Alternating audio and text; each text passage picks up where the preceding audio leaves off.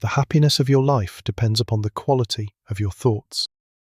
Most people fall apart when life gets hard, not because they are weak, but because they never built anything on the inside strong enough to hold when everything on the outside collapsed. Yet the strongest people you have ever encountered were not born that way. They constructed something from the inside out that no external force could ever reach. Because mental strength is not something you are given. It is something you architect, deliberately, systematically. And Marcus Aurelius left behind the exact instructions for how to do it. Marcus Aurelius was not supposed to be a philosopher. He was supposed to be an emperor. And for most of his life, that is exactly what he was. He ruled the Roman Empire at the height of its power, commanded armies, managed political enemies, buried children, and navigated a plague that killed millions of his people.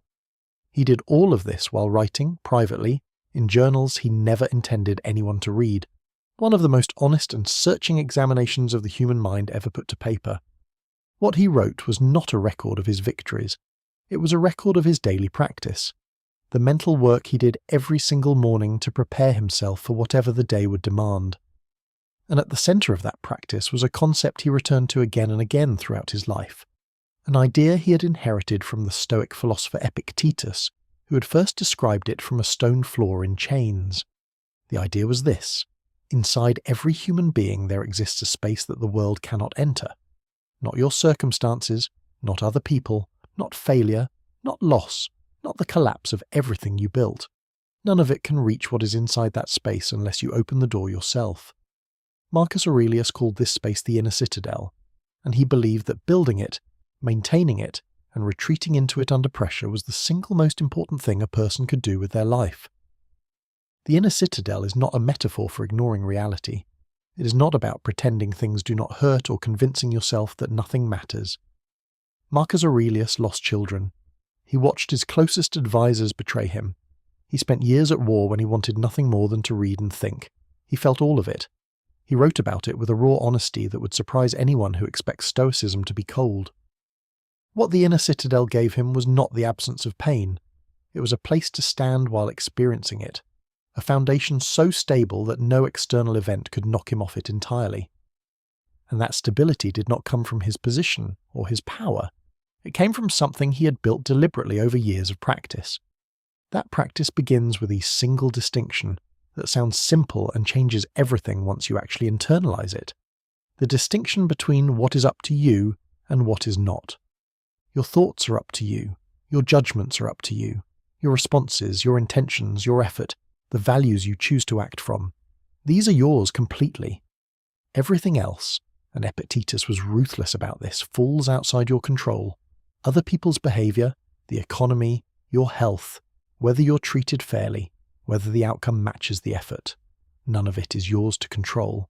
And the moment you stop treating it as though it is, something inside you settles. This is not passivity. This is precision. You are not giving up on the world. You are stopping the hemorrhage of energy toward things that were never yours to move, and redirecting every drop of it toward the things that are. Marcus Aurelius practiced this distinction every single day, not because it came naturally, because it did not. In his journals, he writes about catching himself becoming angry, becoming anxious, becoming attached to outcomes he could not guarantee. He writes about having to remind himself repeatedly of the same principles, about failing and returning, about the practice never being finished. This is one of the most important things the Meditations reveals about mental strength. It is not a state you reach and then maintain effortlessly. It is a daily construction project. Every morning you build. Every time life hits you, some of it gets damaged. And every time you recover, you build again. Stronger. With better understanding of where the weak points are. The Inner Citadel is not built in a single moment of insight. It is built in the accumulation of small, repeated choices. The choice to pause before reacting. The choice to ask whether this is within your control before deciding how much energy it deserves. The choice to return to your values when emotion is pulling you somewhere else. The choice to face difficulty without catastrophizing it or collapsing under it. Each of those choices made consistently over time lays another stone in the wall. There is a practice Marcus Aurelius used called negative visualization that is one of the most powerful and most counterintuitive tools in the Stoic arsenal. Before facing a difficult day, he would deliberately imagine everything that could go wrong, not to make himself anxious, but to remove the element of surprise. The mind breaks hardest under unexpected difficulty. When something hits you that you were not prepared for, the shock itself is often more damaging than the event. Negative visualization removes that shock. You have already sat with the possibility. You have already asked yourself how you would respond.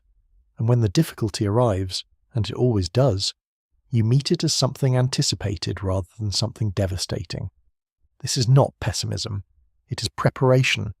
And it is one of the primary ways Marcus Aurelius kept his inner citadel standing through decades of relentless pressure. Think about the things in your own life that have hit you hardest. How many of them hurt as much as they did partly because you never allowed yourself to consider that they might happen? The relationship ending, the opportunity disappearing, the person letting you down, the body failing. Sitting with those possibilities in advance does not guarantee they will not hurt, but it gives you somewhere to stand when they do. The final and perhaps most essential component of the inner citadel is what Marcus Aurelius called returning to yourself. No matter what happens externally, no matter how far the day pulls you from your center, you always have the ability to come back. To step inside the citadel, close the door on the noise, and reconnect with who you are and what you actually value. This is what made him capable of ruling an empire without being consumed by it. The power did not define him because he had something more stable than power to stand on. The losses did not destroy him because he had somewhere to return to that the losses could not reach. You have that same place.